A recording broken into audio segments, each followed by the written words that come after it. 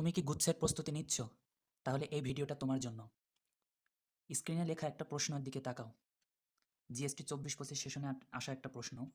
যোগজীকরণ অধ্যায়ের যদি এর উত্তর জেনে থাকো তাহলে নিচের কমেন্ট বক্সে ভিডিওটা পজ করে অ্যান্সারটা লিখে দিও এবং লাস্টে এটার উত্তর মিলিয়ে নিও।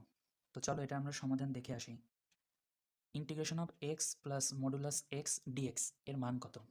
এটা হচ্ছে ইন্টিগ্রেশন চ্যাপ্টারের মডুলাস রিলেটেড একটা স্পেশাল টাইপ, যেটার অ্যান্সার জেনারেল নিয়মে করলে এমসিকিউতে অনেক সময় লেগে যাবে। সো এটার একটা শর্টকাট স্টেপ আছে যেটা আমি তোমাদেরকে এখন দেখাবো। সো প্রথমে আমরা যোগজীকরণের সাধারণ নিয়ম অনুসারে যোগ থাকলে বা যোগজ কোনো ফাংশন থাকলে সেটাকে আলাদা আকারে ভেঙে লেখা যায়।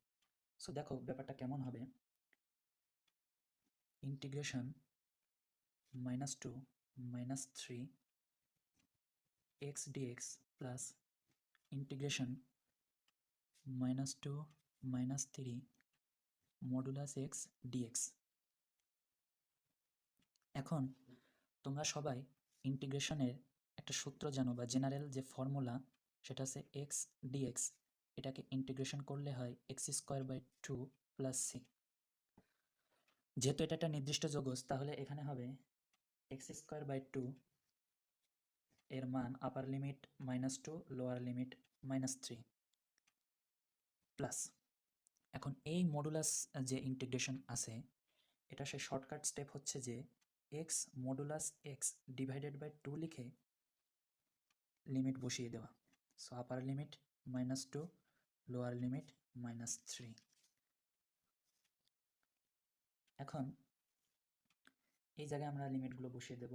সো -2²/2 -3²/2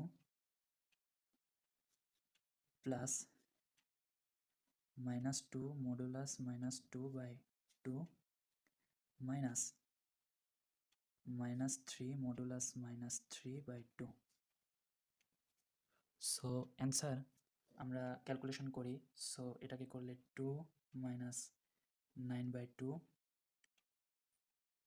এই -2 যে মডুলাসের ভিতরে যাই থাকুক, প্লাস থাকুক মাইনাস থাকুক, সেটা রেজাল্ট অলওয়েজ পজিটিভ আসে। সো -2 এই মাইনাসে প্লাস 9/2।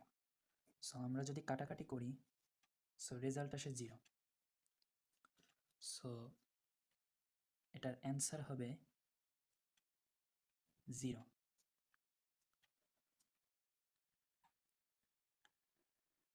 তাহলে ভিডিওটা যদি তোমাদের ভালো লেগে থাকে